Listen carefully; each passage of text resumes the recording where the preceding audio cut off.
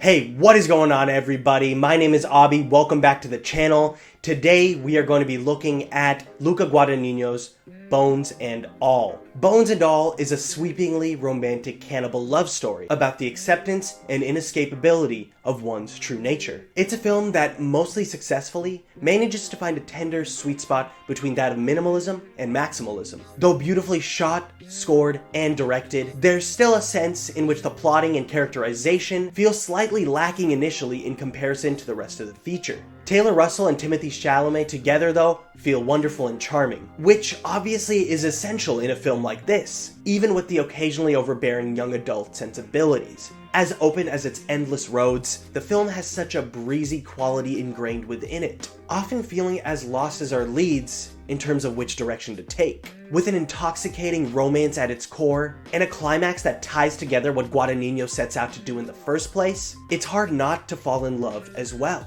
Marion Yearly, played by Russell, has been on the run with her father for as long as she can remember. One night after an incident where Marion bites a girl's finger off during a sleepover, her father and her both relocate to Maryland, and shortly after, she is abandoned to fend for herself. Her father leaves behind an audio recording recounting their life together, one which Marion only has blurred memories of. So as Marion embarks on her own journey, she realizes she's not the only one with her cannibalistic urges. Eaters, as they call themselves, roam the 80s American wasteland, either searching for others, themselves, or simply a warm meal. Sully, played by Mark Rylance, a middle-aged eater, lets Marion in with ominous yet open arms. After they share a fresh meal together, Marion sneaks off and catches a bus elsewhere, hoping to reconnect with her long-lost mother. On the way, she meets Lee, played by Chalamet, another eater her age yet far more experienced. They quickly form a bond, forge an adolescent yearning and trauma, and realize the world's a much warmer place if they wander together. Every frame of this film is absolutely gorgeous. Cinematographer Arseny Khachaturian may be a newcomer in this industry, but he is definitely a name to look out for. There's a feeling of sun-basked melancholy as our leads stare into each other's eyes, knowing that they only have each other. It might just be too gorgeous, but this in itself is what Guadagnino sets out to accomplish in the first place. Initial characterizations that feel a bit rudimentary and tired, though it's through Guadagnino's direction and narrative restraint that allow the film to get past this, giving the viewer a chance to truly delve into this intoxicating love affair. And it's one that I found myself truly immersed in, up until the painstaking finale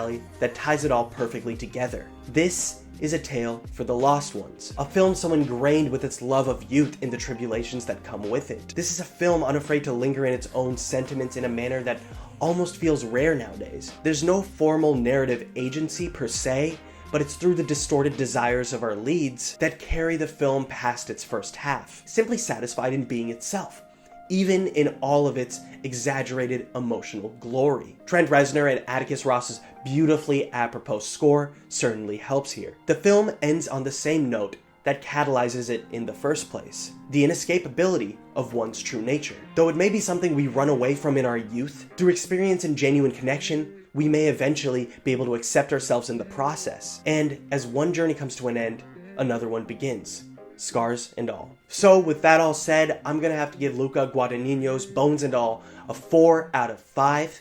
I thought it was an excellent ride, very emotional, and I thought the two leads, Russell and Chalamet, did a great job at actually building this believable romance. And I think it's more written to theme than a lot of bigger narrative movies like this usually are, especially romantic ones. So it was nice just to see a movie just be so okay with itself and what it is. It felt confident in that manner, even if the narrative necessarily didn't feel that way, up until the very end at least, where the finale does really tie everything, at least for me personally, in a way that made me actually understand what the director was going for with this film. This is definitely a movie I want to revisit again in the future.